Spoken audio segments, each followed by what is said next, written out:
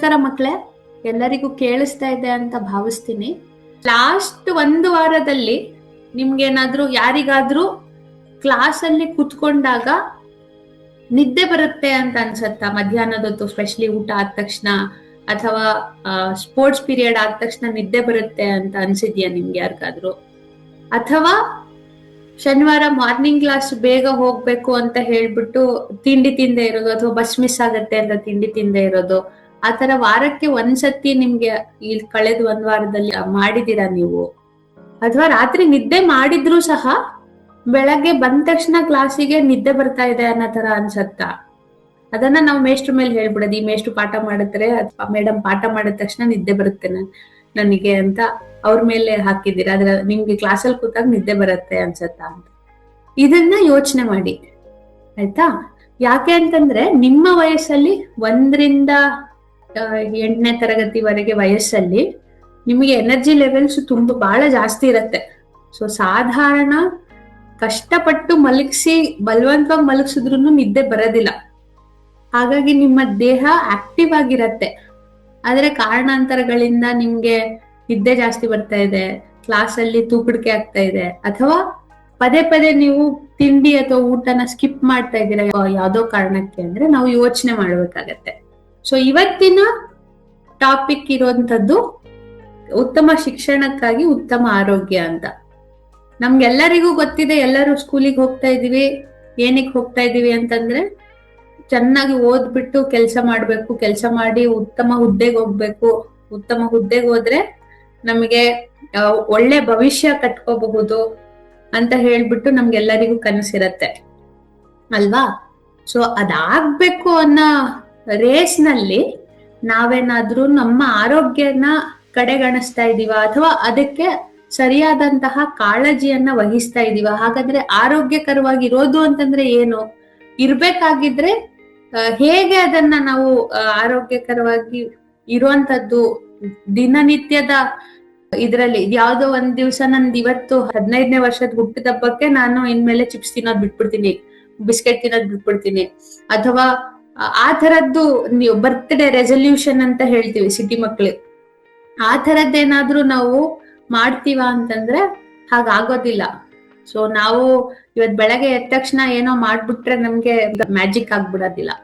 ಪ್ರತಿ ದಿವಸ will have to ನಮ್ಮ ಕಡೆಯಿಂದ ಅದಕ್ಕೆ ನಾವು ಎಫರ್ಟ್ಸ್ ಅನ್ನ ಹಾಕ್ಬೇಕಾಗತ್ತೆ. ಹೇಗ್ ಮಾಡೋದು ಪ್ರಾಕ್ಟಿಕಲ್ ಆಗಿ, ಅಂದ್ರೆ ದೊಡ್ಡದೇನೋ ಭಾಷಣ ಹೇಳೋದ್ರಿಂದ ಏನು ಉಪಯೋಗ ಆಗೋದಿಲ್ಲ. ಆದ್ರೆ ಸಣ್ಣ ಸಣ್ಣ ಕೆಲಸಗಳು ನಾವ್ ಏನೇನ್ ಮಾಡ್ತಿದೀವಿ ಅದನ್ನ ಹೇಗೆ ಸರಿಯಾದ ರೀತಿಯಲ್ಲಿ ನಾವು ಪಾಲನೆ ಮಾಡಿದ್ರೆ ನಮ್ಮ ಆರೋಗ್ಯ ಹೇಗ್ ಚೆನ್ನಾಗಿರತ್ತೆ, ಅದರಿಂದ ನಾವು ಹೇಗೆ ಒಳ್ಳೆ ಶಿಕ್ಷಣ ಪಡಿಲಿಕ್ಕೆ ಅದು ಅನುಕೂಲ ಆಗತ್ತೆ ಅನ್ನೋದನ್ನ ಇವತ್ತು ಚರ್ಚೆ ಮಾಡೋಣ. ಯಾಕೆ ಆರೋಗ್ಯಕರವಾಗಿರ್ಬೇಕು ನಾವು ಅಲ್ವಾ? ನೀವೆಲ್ಲ ಇವಾಗ ಇನ್ನ ಬೆಳೆಯೋ ಮಕ್ಕಳು, ನಿಮ್ಗೆ ಯಾವಾಗ್ಲೂ ಶೀತ ಆಗತ್ತೆ, ನೆಗಡಿ ಆಗತ್ತೆ ಅನ್ನೋದು ಬಿಟ್ರೆ ಎಲ್ಲೋ ತುಂಬಾ ಕಡಿಮೆ ಮಕ್ಕಳಿಗೆ ದೀರ್ಘಕಾಲೀನ ಕಾಯಿಲೆ ಅಥವಾ ಆ ತರದ್ದು ನೋಡುವಂಥದ್ದು. ಅದು ಬಿಟ್ರೆ ನಿಮ್ಗೆ ನೀವು ಏನೇ ತಿಂದ್ರು ಏನೇ ಮಾಡಿದ್ರುನುವೆ ನಿಮ್ಗೇನು ನನಗೆ ಅನಾರೋಗ್ಯ ಅಂತ ಅಂದ್ಬಿಟ್ಟು ಅನ್ಸೋದಿಲ್ಲ. ಆದ್ರೆ 40 ವರ್ಷ 50 ವರ್ಷ ಆದ್ಮೇಲೆ ಒಂದೊಂದಾಗಿ BP ಶುರು ಆಗತ್ತೆ, ಶುಗರ್ ಸಕ್ಕರೆ ಕಾಯಿಲೆ ಶುರು ಆಗತ್ತೆ, ಇನ್ನೇನು ಇತ್ತೀಚೆಗೆ ಕ್ಯಾನ್ಸರ್ ಶುರು ಆಗ್ತಾ ಇದೆ. ಸೊ ಈ ತರದ್ದೆಲ್ಲ ಸುಮಾರಷ್ಟು ಕಾಯಿಲೆ, ಇದೆಲ್ಲಾನು ಕಾಮನ್ ಆಗಿ ಕಾಣಿಸುವಂತದ್ದು. ಅದು ಬಿಟ್ರೆ ತುಂಬಾ ದೊಡ್ಡ ಸ್ಪೆಕ್ಟ್ರಮ್ ಇದೆ. ಸೊ ಅದಕ್ಕೆಲ್ಲದಕ್ಕೂ ಫೌಂಡೇಶನ್ ಇವಾಗಿಂದನೇ ಆಗ್ತಾ ಇರತ್ತೆ. ನಾವು ಇವತ್ತು ಪ್ರತಿಯೊಂದು ದಿವಸ ಏನೇನ್ ಮಾಡ್ತೀವಿ ಸಣ್ಣ ಸಣ್ಣ ಕೆಲಸಗಳು, ಅದೆಲ್ಲವೂ ಸಹ ಮುಂದೆ ಬಿಲ್ಡಿಂಗ್ ಬ್ಲಾಕ್ಸ್ ತರ ಒಂದೊಂದು ಇಟ್ಟಿಗೆ ತರ ಕಟ್ಕೊಂಡ್ ಹೋಗ್ತಾ ಇರುತ್ತೆ. ಸೊ ಫೌಂಡೇಶನ್ ಸ್ಟ್ರಾಂಗ್ ಆಗಿದ್ದು ಗೋಡೆಗಳು ಸ್ಟ್ರಾಂಗ್ ಆಗಿದೆ ಅಂತಂದ್ರೆ ನಮ್ಮ ಫ್ಯೂಚರ್ ಸಹ ಸ್ಟ್ರಾಂಗ್ ಆಗಿರುತ್ತೆ. ಅದೇ ನೀವು ಇವಾಗಿಂದ ನೀವು ನಿಮ್ಮ ಫೌಂಡೇಶನ್ ಗೋಡೆಗಳೆಲ್ಲ ಸಡ್ಲ ಆಗಿದೆ, ಏನು ಸರಿಗಿಲ್ಲ ಅಂತಂದ್ರೆ ನಾವು ಓದಿನೂ ಉಪಯೋಗ ಇಲ್ಲ. ಅದಕ್ಕಿಂತ ಹೆಚ್ಚಾಗಿ ಇವಾಗ ನಾವು ಓದ್ಬಿಟ್ಟು ಉತ್ತಮ ಶಿಕ್ಷಣ ಪಡಿಬೇಕು ಅಂದ್ರೂ ಸಹ ನಾವು ಆರೋಗ್ಯಕರವಾಗಿರುವಂತದ್ದು ಬಹಳ ಮುಖ್ಯ. ಸೊ ಮುಖ್ಯವಾಗಿ ನಾವು ಮೇಷ್ಟ್ರು ಏನ್ ಹೇಳ್ತಿದ್ದಾರೆ ಅದಕ್ಕೆ ನಾವು ಫೋಕಸ್ ಮಾಡಕ್ ಆಗಿಲ್ಲ ಅಂತಂದ್ರೆ, ಅದ್ರ ಕಡೆ ಗಮನ ಕೊಡ್ಲಿಕ್ಕಾಗಿಲ್ಲ 10 ನಿಮಿಷಕ್ಕಿಂತ ಜಾಸ್ತಿ. ಅಟೆನ್ಷನ್ ಸ್ಪ್ಯಾನ್ ಅಂತ ಹೇಳ್ತೀವಿ ನಾವು. ಯಾವ್ದಾದ್ರು ಒಂದು ವಿಷಯದ ಮೇಲೆ ಗಮನ ಕೊಡೋಕಾಗುವಂತಹ ಸಮಯ ಸೊ ಮುಂಚೆ ಅದು 20 ನಿಮಿಷ ಅಂತ ಹೇಳ್ತಾ ಇದ್ರು.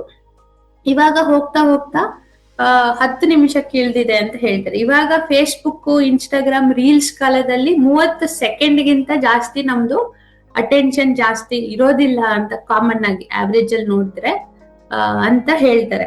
ಸೊ ಹಾಗಾಗಿ 30 ಸೆಕೆಂಡ್ ಅಲ್ಲಿ ನಾವು ಒಂದು ರೀಲ್ ನೋಡ್ಬಿಡ್ತೀವಿ, ಫೇಸ್ಬುಕ್ ಪೋಸ್ಟ್, ಇನ್ಸ್ಟಾಗ್ರಾಮ್ ರೀಲೋ ನೋಡ್ಬಿಡ್ತೀವಿ, ಅಥವಾ ಯೂಟ್ಯೂಬ್ ವಿಡಿಯೋನೋ ನೋಡ್ಬಿಡ್ತೀವಿ.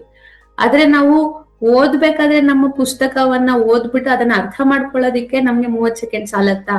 ಒಂದು ಪ್ಯಾರಾಗ್ರಾಫ್ ಓದಾದ್ಮೇಲೆ ಅದು ಓದ ಮಧ್ಯದಲ್ಲೇನೆ ನಮ್ದು ಎಲ್ಲೋ ಅಟೆನ್ಷನ್, ಗಮನ ಎಲ್ಲೋ ಹೊರಟೋಗ್ಬಿಟ್ಟಿರತ್ತೆ. ಸೊ ಗಮನನೇ ಇಲ್ಲ ಅಂದ್ರೆ ನಮ್ಗೆ ಓದಿದ ಅರ್ಥ ಆಗೋದಿಲ್ಲ. ಓದಿದ ಅರ್ಥನೇ ಆಗಿಲ್ಲ ಅಂತಂದ್ರೆ ನಮ್ಗೆ ಅದು ಮೆಮೊರಿಯಲ್ಲಿ ಇರೋದಿಲ್ಲ, ನೆನಪಿನಲ್ಲಿ ಉಳ್ಕೊಳ್ಳೋದಿಲ್ಲ. ನೆನಪಿನಲ್ಲಿ ಉಳ್ಕೊಳ್ಳಿಲ್ಲ ಅಂದ್ರೆ ಸ್ಕೂಲಲ್ಲಿ ಅಟೆಂಡ್ ಮಾಡ್ಬೇಕು ಅನ್ನೋ ಆಸಕ್ತಿನೂ ಇರಲ್ಲ, ಕ್ಲಾಸಲ್ಲಿ ನಿದ್ದೆ ಬರುತ್ತೆ. ಅದರ ಜೊತೆಗೆ ಪದೇ ಪದೇ ಅನಾರೋಗ್ಯ ಬರೋದ್ರಿಂದ ಕ್ಲಾಸ್ ತಪ್ಪಿಸ್ಕೊಳ್ತೀವಿ, ಅಟೆಂಡೆನ್ಸ್ ರಜಾ ಹಾಕ್ತಿರ್ತೀವಿ, ಪದೇ ಪದೇ ಅಟೆಂಡೆನ್ಸ್ ಹೊಟ್ಟೋಗತ್ತೆ.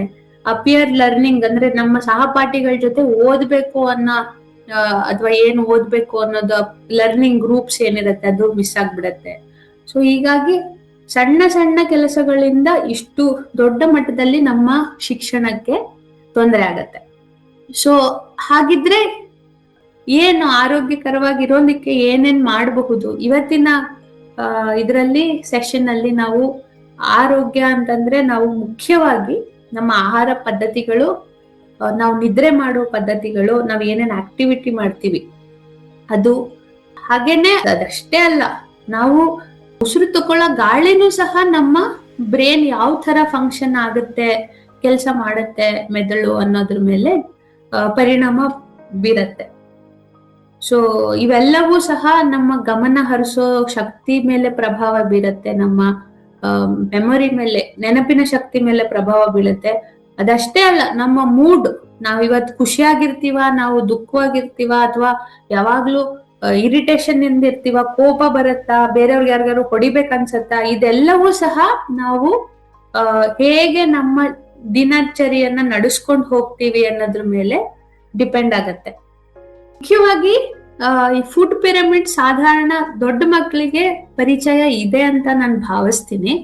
ನಾವು ಆರೋಗ್ಯ ಅಂತ ಬಂದ್ರೆ ಮೊದಲಿಗೆ ಬರುವಂತದ್ದೇ ಊಟ, ನಾವ್ ಏನ್ ತಿಂತೀವಿ ಅನ್ನೋದ್ರ ಮೇಲೆ ಇರತ್ತೆ. ಸೊ ಬ್ಯಾಲೆನ್ಸ್ಡ್ ಫುಡ್ ಅಂತ ಹೇಳ್ತೀವಿ, ಸಮತೋಲಿತ ಆಹಾರ ಅಂತ ಹೇಳ್ತೇವೆ.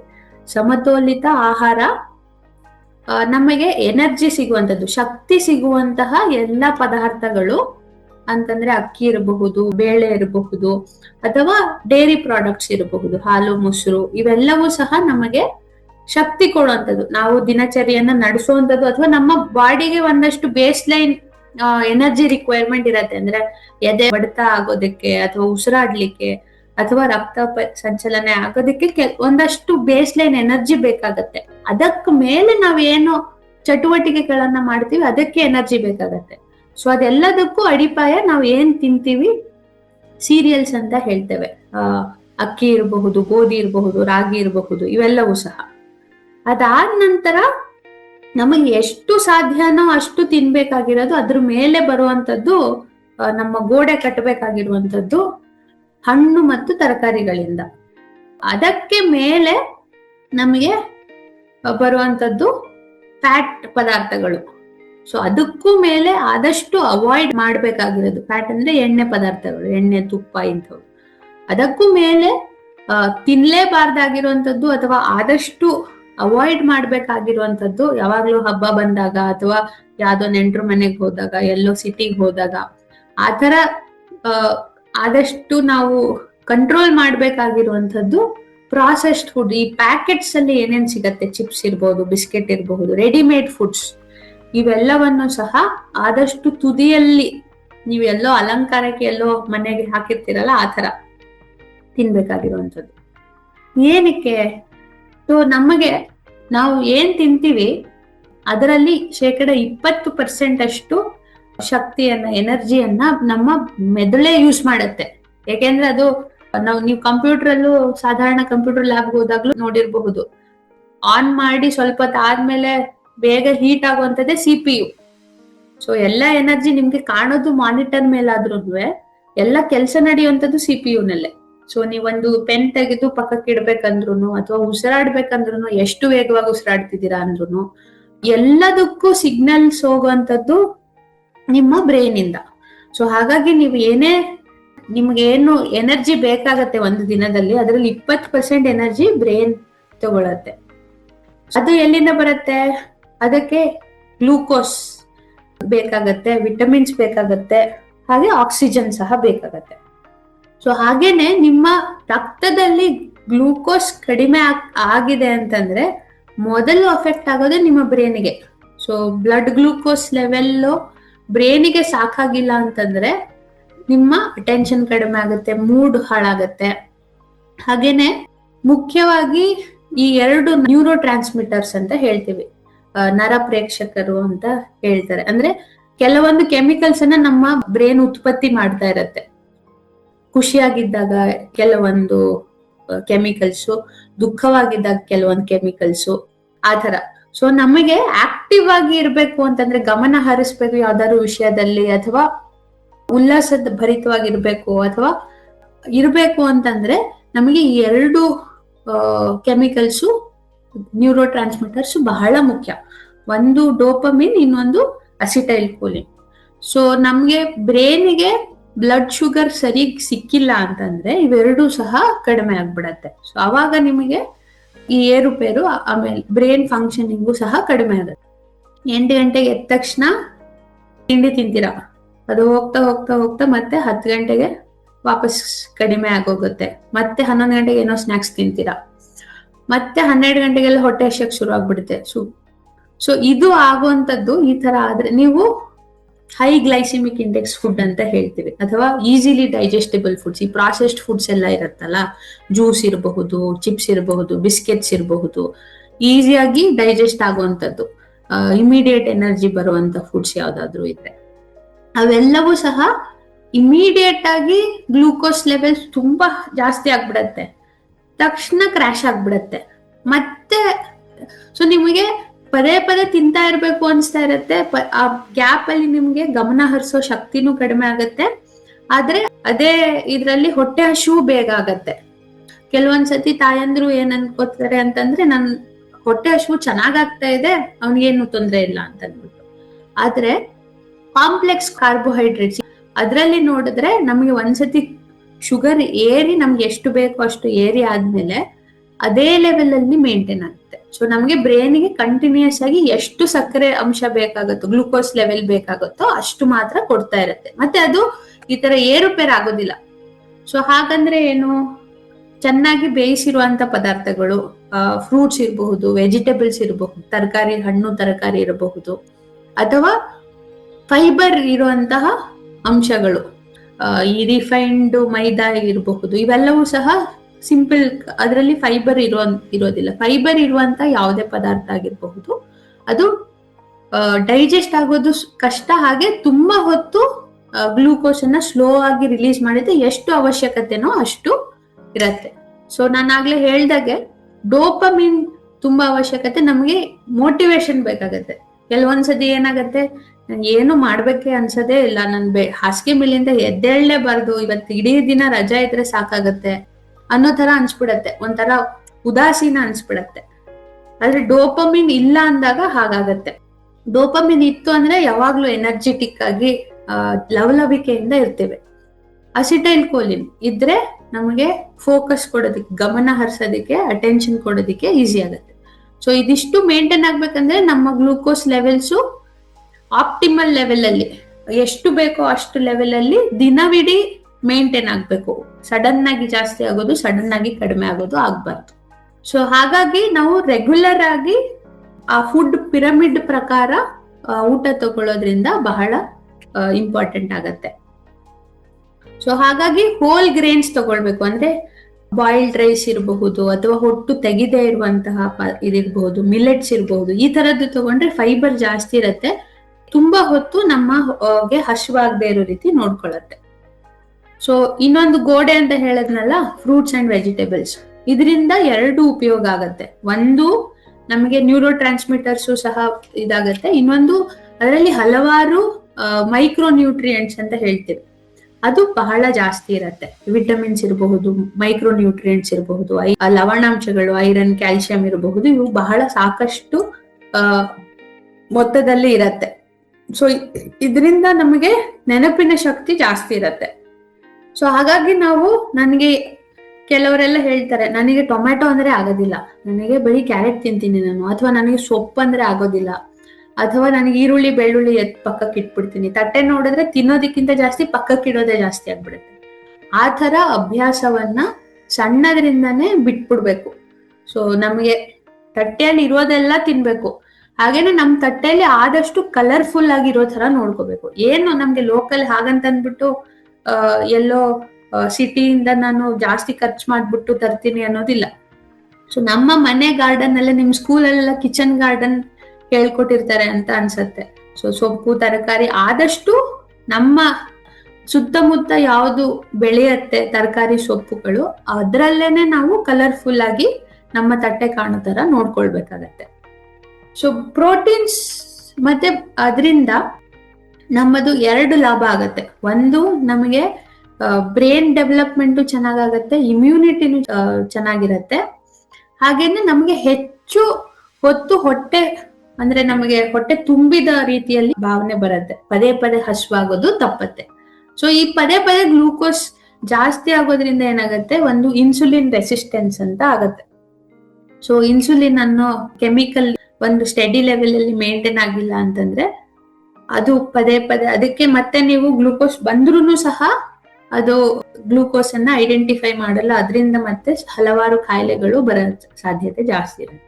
ಸೊ ಹಾಗಾಗಿ ನಾವು ಪ್ರೋಟೀನ್ ಯಾವ್ದ್ಯಾವ್ದ್ರಲ್ಲಿ ಇರುತ್ತೆ, ಮೊಳಕೆ ಕಾಳುಗಳಿರಬಹುದು, ಹಾಲು ಇರಬಹುದು, ಅಥವಾ ನಟ್ಸ್ ಇರಬಹುದು, ಅಥವಾ ಮೊಟ್ಟೆಯಲ್ಲಿ ಇರಬಹುದು. ಸೊ ಇವೆಲ್ಲದರಲ್ಲೂ ಸಹ ಪ್ರೋಟೀನ್ ಇರುತ್ತೆ. ಸೊ ನೀವು ಅಟ್ಲೀಸ್ಟ್ ದಿನಕ್ಕೆ 1 ಬಾರಿ ಆದ್ರೂ ಈ ಯಾವ್ದಾದ್ರೂ ಒಂದು ಐಟಮ್ ಇರುವಂತದ್ದನ್ನ ಆದಷ್ಟು ಬೆಳಗ್ಗೆ ಬ್ರೇಕ್ಫಾಸ್ಟ್ ಟೈಮಲ್ಲಿ, ಬೆಳಗ್ಗೆ ತಿಂಡಿ ಟೈಮಲ್ಲಿ ಈ ಪ್ರೋಟೀನ್ ಅಂಶ ಇರುವಂತಹ ಆಹಾರವನ್ನ ಸೇವನೆ ಮಾಡಿದ್ರೆ ಇಡೀ ದಿನ ನಿಮಗೆ ಬೇಗ ಬೇಗ ಹೊಟ್ಟೆ ಹಸಿವು ಆಗೋದಿಲ್ಲ, ಅಥವಾ ಎನರ್ಜಿ ಲೆವೆಲ್ಸ್ ಮೇಂಟೈನ್ ಆಗತ್ತೆ. ಫ್ಯಾಟ್ಸ್ ಮತ್ತೆ sugar items, fats it is very important. ಯಾಕೆಂದ್ರೆ ಕೆಲವೊಂದು ವಿಟಮಿನ್ ಎ ಇರಬಹುದು, ಇ ಇರಬಹುದು, ಡಿ ಇರಬಹುದು, ಕೆ ಇರಬಹುದು, ಇವೆಲ್ಲವೂ ಸಹ ದೇಹ ಆರೋಗ್ಯಕರವಾಗಿರೋದಕ್ಕೆ ಬಹಳ ಮುಖ್ಯ. ಇವೆಲ್ಲವೂ ಸಹ ನಮ್ಗೆ ಫ್ಯಾಟ್ ನಲ್ಲೇ ಸಿಗೋದು. ಹಾಗಂತ ಅಂದ್ಬಿಟ್ಟು ನಾನು ಒಂದೊಂದ್ ಸೌಟು ತುಪ್ಪ ಹಾಕೊಂತೀನಿ ಅಥವಾ ಸಾಕಷ್ಟು ಎಣ್ಣೆ ಕರ್ದಿರೋ ಪದಾರ್ಥ ತಿಂತೀನಿ ಅಂದ್ರೆ ಆಗೋದಿಲ್ಲ.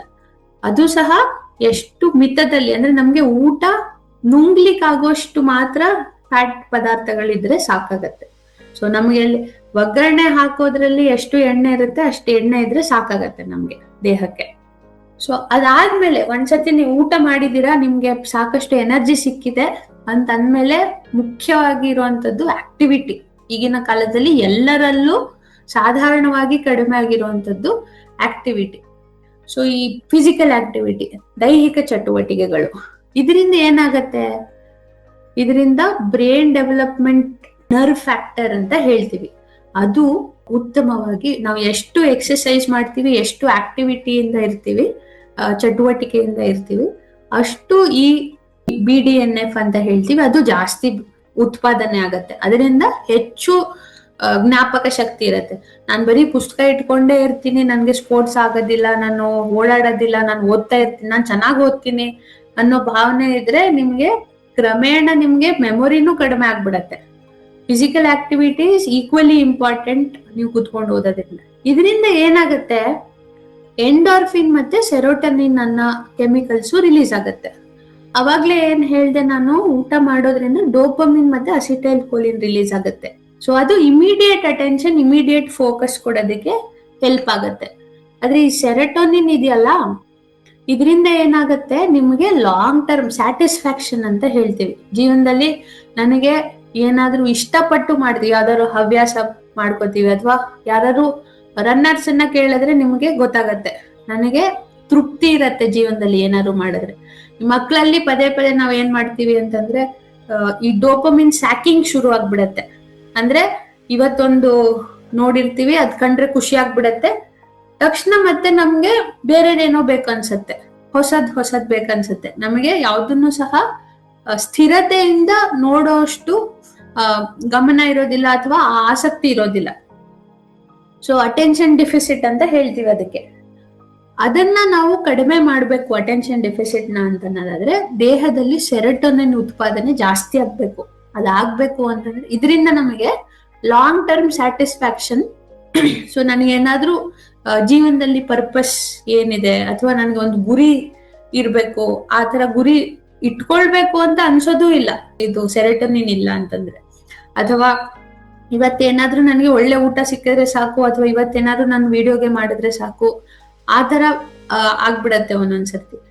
ಲಾಂಗ್ ಟರ್ಮ್ ಅಲ್ಲಿ ನನ್ನ ಜೀವನದಲ್ಲಿ ಏನ್ ಮಾಡ್ಬೇಕು, ಒಂದು ಗುರಿ ಇಟ್ಕೊಳ್ಬೇಕು, ಆ ಗುರಿ ಸಾಧನೆ ಮಾಡ್ಬೇಕಂದ್ರೆ ಇವತ್ತಿಂದ ಏನೇನ್ ಪ್ಲಾನ್ ಮಾಡ್ಬೇಕು, ಈ ತರದೆಲ್ಲ ಯೋಚನೆ ಬರುವಂತದ್ದೇ ಸೆರೋಟೋನಿನ್ ಇಂದ. ಸೊ ತೃಪ್ತಿ ಸಿಗುವಂತದ್ದು. ಸೊ ಅದು ಆಗ್ಬೇಕು ಅಂತಂದ್ರೆ ನಾವು ಆದಷ್ಟು ಹೆಚ್ಚು ಫಿಸಿಕಲ್ ಆಕ್ಟಿವಿಟಿ ಮಾಡ್ಬೇಕಾಗತ್ತೆ. ಸೊ ನಾವು ತುಂಬಾ ಹೊತ್ತು ಓದ್ತೀವಿ ಅನ್ನೋದಕ್ಕಿಂತ ಓದ್ತಾ ಇರ್ಬೇಕಾದ್ರೆ ಮಧ್ಯದಲ್ಲಿ 15-20 ನಿಮಿಷ ಅಥವಾ ಅರ್ಧ ಗಂಟೆಗೊಮ್ಮೆ ಒಂದ್ಸತಿ 5 ನಿಮಿಷದ ಬ್ರೇಕ್ ತಕೊಂಡು ಏನಾದ್ರೂ ಆಕ್ಟಿವಿಟಿ ಕುತ್ಕೊಂಡು ಬಸ್ಕಿ ಹೊಡೆದ್ರು ಸಾಕು, 10 ಬಸ್ಕಿ, ಅದೇ ಸಾಕಾಗತ್ತೆ. ಅದರಿಂದ ಕ್ರಮೇಣ ನಮ್ದು ಲರ್ನಿಂಗ್ ಕೆಪಾಸಿಟಿನೂ ಇನ್ಕ್ರೀಸ್ ಆಗತ್ತೆ. ಮತ್ತೊಂದು ಇಂಪಾರ್ಟೆಂಟ್ ವಿಷಯ ಅಂತಂದ್ರೆ ತುಂಬಾ ಹೊತ್ತು ಕುತ್ಕೊಳ್ಳೋದ್ರಿಂದ sitting is the new smoking ಅಂತ ಹೇಳ್ತೇವೆ ಇವಾಗ. ಸೊ ಜಾಸ್ತಿ ಹೊತ್ತು ಕುತ್ಕೊಳ್ಳೋದು ಒಂದೇ, ನಾವು ಒಂದು ಪ್ಯಾಕೆಟ್ ಸಿಗರೇಟ್ ಸೇದೋದು ಒಂದೇ ಇವಾಗ. ಸ್ಪೆಷಲಿ ಕಾರ್ಪೊರೇಟ್ ಲೋಕದಲ್ಲಿ ಅದು ಇವಾಗ ಹೆಚ್ಚು ಅವೇರ್ನೆಸ್ ಬರ್ತಾ ಇದೆ. ನಾವು ಕುತ್ಕೊಂಡೇ ಇದ್ರೆ ನಮ್ಮ ಕಾಲಿಂದ ಕೆಳಗಡೆ ರಕ್ತ ಸಂಚಲನ ಜಾಸ್ತಿ ಸ್ಥಗಿತ ಆಗತ್ತೆ, ಬೆನ್ನು ನೋವು ಶುರು ಆಗತ್ತೆ. ಹಾಗಾಗಿ ಸಂಚಲನೆ ಬ್ಲಡ್ ಎಲ್ಲ ಕಾಲ ಹತ್ರನೇ ಪೂಲ್ ಆಗ್ಬಿಟ್ರೆ ಏನಾಗುತ್ತೆ, ಬ್ರೇನಿಗೆ ಬ್ಲಡ್ ಸರ್ಕ್ಯುಲೇಟ್ ಆಗೋದಿಲ್ಲ. ಸೊ ಅವಾಗ ಬ್ರೇನಿಗೆ ಆಕ್ಸಿಜನ್ ಫ್ಲೋ ಕಡಿಮೆ ಆಗತ್ತೆ, ಬೇಗ ಸುಸ್ತಾಗತ್ತೆ, ಮತ್ತೆ ಗಮನ ಕಡಿಮೆ ಆಗತ್ತೆ. ಸೊ ಹಾಗಾಗಿ ಪ್ರತಿ 30ರಿಂದ ಸಾಧ್ಯ ಆದ್ರೆ ಅಟ್ಲೀಸ್ಟ್ 60 ನಿಮಿಷಕ್ಕಾದ್ರೂ ಒಮ್ಮೆ ಎದ್ದು ಓಡಾಡ್ಬೇಕು ಅಥವಾ ಏನಾದ್ರೂ ಒಂದು ಫಿಸಿಕಲ್ ಆಕ್ಟಿವಿಟಿ. ಇನ್ನೊಂದು ಮುಖ್ಯವಾಗಿ ನಾವು ನೋಡ್ಬೇಕಾಗಿರೋದು ಅಂತಂದ್ರೆ ಸ್ಕ್ರೀನ್ ಟೈಮ್. ಸೊ ಆಗ್ಲೇ ಹೇಳದ್ನಲ್ಲ, ಡೋಪಮಿನ್ ಇಂದ ಇಮಿಡಿಯೇಟ್ ಅಟೆನ್ಷನ್ ಸಿಗತ್ತೆ ಅಂತ.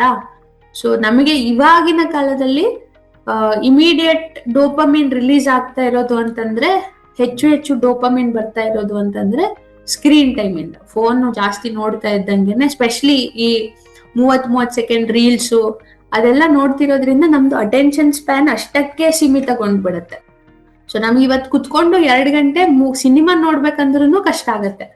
ಸೊ ಫೋನ್ ಅಲ್ಲಿ ಇಟ್ಕೊಂಡು ನೋಡ್ತಾ ಏನಾಗತ್ತೆ, ರಿಪೀಟ್ ಆಗಿ ನಮ್ಗೆ ಡೋಪಮಿನ್ ಸ್ಪೈಕ್ ಆಗೋದ್ರಿಂದ ಅದರಿಂದ ಮತ್ತೆ ನಮ್ಗೆ ಏನಾಗತ್ತೆ, ನಮ್ಗೆ ಇನ್ನೂ ಆ ತರದ ಆಕ್ಟಿವಿಟೀಸೇ ಮಾಡ್ಬೇಕು, ಹಾಗೆ ಬಾಕಿದೆಲ್ಲನೂ ಸಹ ನಮ್ಗೆ ಇಂಟ್ರೆಸ್ಟೇ ಕಳ್ಕೊಂಡ್ಬಿಡ್ತೀವಿ. ಅದರ ಜೊತೆಗೆ ಮೆಲೆಟೋನಿನ್ ಅಂತ, ಯಾವಾಗ್ಲೂ ನಾವು ಲೈಟ್ ಇಟ್ಕೊಂಡೇ ಕಣ್ಮುಂದೆ ನೋಡ್ತಾ ಇದ್ರೆ ನಮ್ಮಲ್ಲಿ ಒಂದು ನಿದ್ರೆ ಮಾಡ್ಲಿಕ್ಕೆ ಉಪಯೋಗ ಅಂತ ಆಗುವಂತ ಗ್ರಂಥಿ ಮೆಲೆಟೋನಿನ್ ಅಂತ ಹೇಳ್ತೇವೆ, ಅದು ಬಹಳ ಕಡಿಮೆ ಆಗತ್ತೆ, ನಿದ್ರೆ ಮಾಡ್ಲಿಕ್ಕೆ ಕಷ್ಟ ಆಗತ್ತೆ. ಸೊ ಹಾಗೆ ಅದು ಸೈಕಲ್ ರಿಪೀಟ್ ಆಗ್ತಾ ಇರತ್ತೆ. ಸೊ ನಮಗೆ ಡೇ ಟು ಡೇ ಲೈಫು ಬಹಳ ಬೋರಿಂಗ್ ಅನ್ಸತ್ತೆ. ಸೊ ನನ್ಗೆ ಯಾರೋ ಮುಂಚೆ ಇಷ್ಟ ಆಗ್ತಾ ಇತ್ತು, ನನ್ನ ಫ್ರೆಂಡ್ಸ್ ಜೊತೆ ಆಟ ಆಡಿದ್ರೆ ಇಷ್ಟ ಆಗ್ತಾ ಇತ್ತು, ಅದೇ ಇವಾಗ ನಾನು ಫೋನ್ ನೋಡ್ಕೊಂಡೇ ಇದ್ರೆ ಖುಷಿ ನನ್ಗೆ. ಅದೇ ನಾನು ಯಾವ್ದೋ ಒಂದು ಟ್ರಿಪ್ಗೆ ಹೋಗಿ ಯಾವ್ದೋ ಒಂದು ಜಲಪಾತ ನೋಡಿದ್ರೆ ನನಗೆ ಅಯ್ಯೋ ಇಷ್ಟೊಂದು ಚೆನ್ನಾಗಿದ್ಯಾ ಅಂತ ಅನಿಸ್ತಾ ಇತ್ತು. ಇವಾಗ ಅದ್ ಫೋನಲ್ಲೇ ನೋಡಿದ್ದೀನಲ್ಲ, ಅಲ್ಲಿ ಏನಕ್ಕೆ ಹೋಗ್ಬೇಕು ಅಷ್ಟು ದೂರ, ಅದ್ರ ಬದಲು ಇನ್ನೊಂದು ಯಾವ್ದೋ ಒಂದಷ್ಟು ಗೇಮ್ಸ್ ಆಡ್ಬಹುದಲ್ಲ ಅಂತ ಅನ್ಸ್ಬಿಡತ್ತೆ. ಕತೆ ಪುಸ್ತಕ ಓದೋದೇ ಇಂಟ್ರೆಸ್ಟ್ ಇಲ್ಲಲ್ಲ, ಅದನ್ನೇ ಯಾವ್ದಾದ್ರು ಒಂದು ರೀಲ್ಸ್ ಅಲ್ಲಿ 30 ಸೆಕೆಂಡ್ ಅಲ್ಲಿ ಹೇಳ್ಬಿಡ್ತಾರಲ್ಲ ಅಂತ ಅನ್ಸ್ಬಿಡತ್ತೆ. ಸೊ ಹಾಗಾಗಿ ನಮಗೆ ಹೆಚ್ಚು ವಿಷಯಗಳನ್ನ ತಿಳಿಸ್ಕೊಡುವಂಥದ್ದು ಅಥವಾ ಸೆರೋಟೋನಿನ್ ಜಾಸ್ತಿ ಮಾಡುವಂತಹ ಆಕ್ಟಿವಿಟೀಸ್ ಕಡೆಗೆ ನಮ್ಗೆ ಗಮನ ಹೋಗೋದೇ ಇಲ್ಲ. ಸೊ ಹಾಗಾಗಿ screen time is equally important. ಆದಷ್ಟು ಅದನ್ನ ರೆಡ್ಯೂಸ್ ಮಾಡ್ಬೇಕಾಗತ್ತೆ. ಎಜುಕೇಶನಲ್ ಪರ್ಪಸ್ಗೆ ನಾವು ಯೂಸ್ ಮಾಡ್ಲೇಬೇಕು ಅಂತಂದ್ರೆ ಅದನ್ನ 2 ಗಂಟೆಗಿಂತ ಕಡಿಮೆ ಸಮಯ, ಅದು 5ನೇ ಕ್ಲಾಸ್ ಮೇಲಿರುವಂತವ್ರು ಬಳಸ್ಬೇಕಾಗತ್ತೆ. ಸೊ ಇವತ್ ನೀವು ಕಂಟಿನ್ಯೂಸ್ ಆಗಿ 1 ಗಂಟೆ ನನ್ ಜೊತೆ ಇದೀರಾ ಅಂತಂದ್ರೆ ನಿಮ್ಮದನ್ನ ರೇಷನ್ ಮಾಡ್ಕೊಳ್ಬೇಕಾಗತ್ತೆ. ಅದಾದ್ಮೇಲೆ ನೀವು ಅರ್ಧ ಗಂಟೆಗಿಂತ ಜಾಸ್ತಿ ಬೇರೆ ಟಿವಿ ಅಥವಾ ಬೇರೆ ಯಾವ್ದು ಸ್ಕ್ರೀನ್ ನೋಡೋ ಹಾಗಿಲ್ಲ. ಸೊ ಆತರ ನೀವು plan ಮಾಡ್ಕೊಳ್ಬೇಕಾಗತ್ತೆ.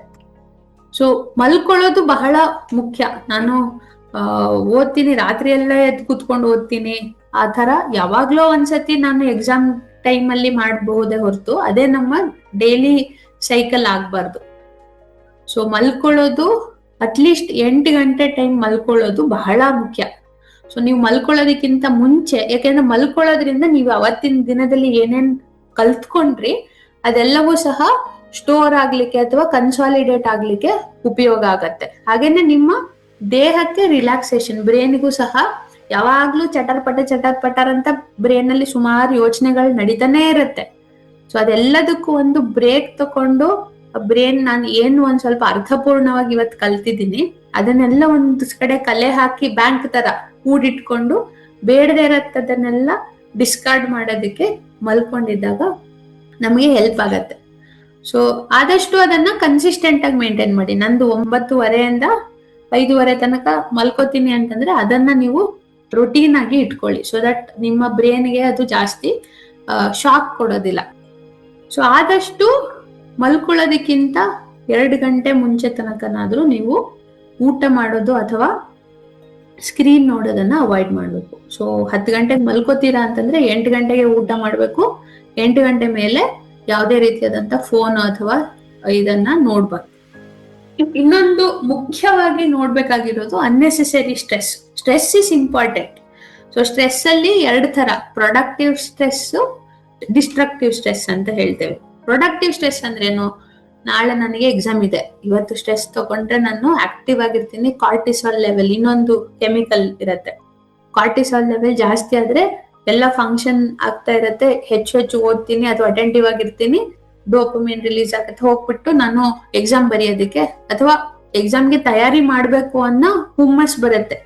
That is positive stress, that is important. ಇಲ್ಲ ಅಂತಂದ್ರೆ ನಾಳೆ ಎಕ್ಸಾಮ, ಆಯ್ತು ಬಿಡು, ಇರ್ಲಿ ಬಿಡು, ಏನಾಗತ್ತೆ ಅನ್ನೋ ತರ ಇರ್ತೀವಿ. ಡಿಸ್ಟ್ರಕ್ಟಿವ್ ಸ್ಟ್ರೆಸ್ ಅಂತ ಹೇಳ್ತೀವಿ.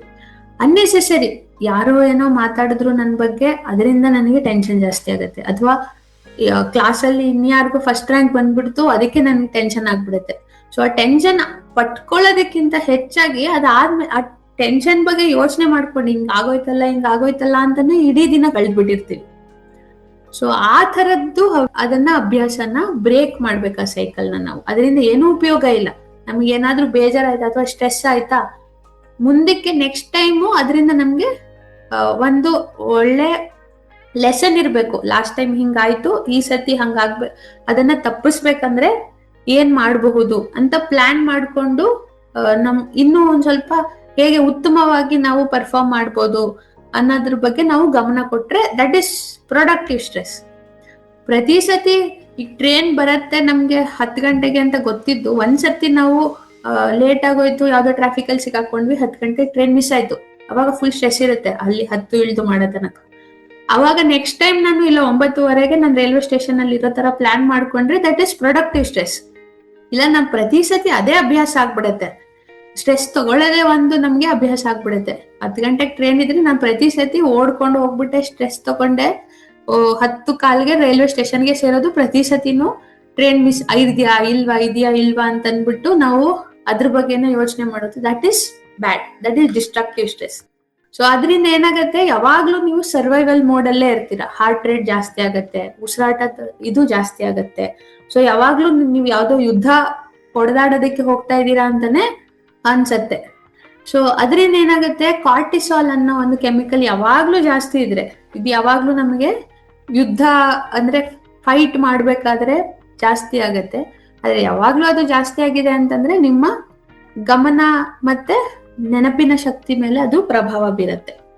ಸೊ ಹಾಗಾಗಿ ಟೈಮ್ ಮ್ಯಾನೇಜ್ಮೆಂಟ್, ನಾನು ಎದ್ದಾದ್ಮೇಲೆ ನನ್ನ ದಿನಚರಿಯಲ್ಲಿ ಏನೇನ್ ಇರಬಹುದು ಆ ತರ ನಾವು ಮುಂಚೆನೆ ಪ್ಲಾನ್ ಮಾಡ್ಕೊಂಡು, ಇಷ್ಟೊತ್ತು ಓದ್ತೀನಿ, ಇಷ್ಟೊತ್ತು ಎಕ್ಸರ್ಸೈಸ್ ಮಾಡ್ತೀನಿ, ಇಷ್ಟೊತ್ತು ಆಟ ಆಡ್ತೀನಿ, ಇಷ್ಟೊತ್ತು ಫ್ರೆಂಡ್ಸ್ ಜೊತೆ ಇರ್ತೀನಿ, ಈ ತರ ನಮ್ ಪ್ಲಾನ್ ಮಾಡ್ಕೊಂಡ್ರೆ ಆದಷ್ಟು ಈ ಸ್ಟ್ರೆಸ್ ಅನ್ನ ಕಡಿಮೆ ಮಾಡಬಹುದು. ಅಕಸ್ಮಾತ್ ಅನ್ಅವಾಯ್ಡಬಲ್ ಅಂತ ಅನ್ಸದ್ರೆ ಪ್ರಾಣಾಯಾಮ ಮಾಡುವಂಥದ್ದು ಅಥವಾ ಎಕ್ಸರ್ಸೈಸ್ ಮಾಡುವಂಥದ್ದು ಅಥವಾ ನಮ್ಮ ಜೊತೆಯವ್ರ ಜೊತೆ ಮಾತಾಡುವಂಥದ್ದು, ತಂದೆ ತಾಯಿ ಜೊತೆ ಮಾತಾಡುವಂಥದ್ದು, ಹೇಗೆ ನಾವು ಸ್ಟ್ರೆಸ್ ನ ಮ್ಯಾನೇಜ್ ಮಾಡುವಂಥದ್ದು, ಇದರಿಂದ ಅಥವಾ ನಿಮ್ಮ ಗುರುಗಳ ಜೊತೆ ಮಾತಾಡುವಂಥದ್ದು ಬಹಳ ಸ್ಟ್ರೆಸ್ ಅನ್ನ ಕಡಿಮೆ ಮಾಡುತ್ತೆ. ಪಿಯರ್ ಪ್ರೆಷರ್ ಅಂತಂದ್ರೆ, ಪಿಯರ್ ಇನ್ಫ್ಲೂಯೆನ್ಸ್ ಅಂತಂದ್ರೆ ಎಲ್ಲವೂ ಸಹ ಒಳ್ಳೇದಲ್ಲ. ಸೊ ಯಾರೋ ನನಗೆ ದಿನ ಬಿಸ್ಕೆಟ್ ಪ್ಯಾಕೆಟ್ ಕೊಡ್ತಾರೆ ಅಥವಾ ದಿನ ಇನ್ನೇನೋ ಫೋನಲ್ಲಿ ದಿನ ಒಂದೊಂದು ಮೂವಿ ತೋರಿಸ್ತಾರೆ, ಆ ತರದ ಇನ್ಫ್ಲೂಯೆನ್ಸ್ ಅನ್ನ ಆದಷ್ಟು ಕಡಿಮೆ ಮಾಡ್ಬೇಕಾಗುತ್ತೆ. ನಾನು ಇವತ್ತು ಯಾವ ಸ್ನೇಹಿತರ ಜೊತೆ ಇರ್ತೀನಿ, ಸಾಧಾರಣ ನಮ್ಮ ಸ್ಕೂಲಲ್ಲಿ ಇರುವಂತ ಫ್ರೆಂಡ್ಸು ಅಥವಾ ಅದ್ರಲ್ಲಿ ಮಾಡುವಂತ ಇನ್ಫ್ಲೂಯೆನ್ಸ್ ಇಂದನೇ ನಮಗೆ ಮುಂದೆ ಭವಿಷ್ಯಕ್ಕೆ ಬಹಳ ಅದು ಪ್ರಭಾವ ಬೀರತ್ತೆ. ಸೊ ಇವತ್ತು ನಾನು ನನ್ನ ಸುತ್ತ ಉತ್ತಮ ಭವಿಷ್ಯ ರೂಪಿಸ್ಕೊಳ್ಬೇಕು ಅನ್ನೋ ಸ್ನೇಹಿತರ ಜೊತೆ ಇದ್ರೆ ನಮ್ಗೆ ಅದೇ ಇನ್ಫ್ಲೂಯೆನ್ಸ್ ಅಲ್ಲಿ ನಾವು ಬೆಳಿತೀವಿ. ಇಲ್ಲ ನಾನು ಈ ಓದಕ್ ಶುರು ಮಾಡಿದ್ರೆ ಕುತ್ಕೊಂಡ್ರೆ ಈ ಓದ್ಬಿಡ್ತೀಯಾ, ಫಸ್ಟ್ ರ್ಯಾಂಕ್ ತೆಗೆದ್ ಬಿಡ್ತೀಯಾ ಅನ್ನೋ ತರದವ್ರು ಇದ್ರೆ, ನಿನ್ಗೆ ಓದಕ್ ಇಂಟ್ರೆಸ್ಟ್ ಇದೆ ಆದ್ರೆ ನಿನ್ ಸುತ್ತ ಇರೋ ಫ್ರೆಂಡ್ಸ್ ಏನಾರು ಅನ್ಬಿಡ್ತಾರೆ, ಗೇಲಿ ಮಾಡ್ತಾರೆ ಅಂತ ನೀನ್ ಓದಕ್ ನಿಲ್ಲಿಸ್ತಾ ಇದೀಯ. ಆ ತರದನ್ನ ಅವಾಯ್ಡ್ ಮಾಡೋದು ಬಹಳ ಮುಖ್ಯ. ಹಾಗಾಗಿ ನಾವು ಮಾಡುವಂತ ಸ್ನೇಹಿತರು ಸಹ ಯಾವ ತರದವರು ಅನ್ನೋದು ನೋಡ್ಬೇಕಾಗತ್ತೆ.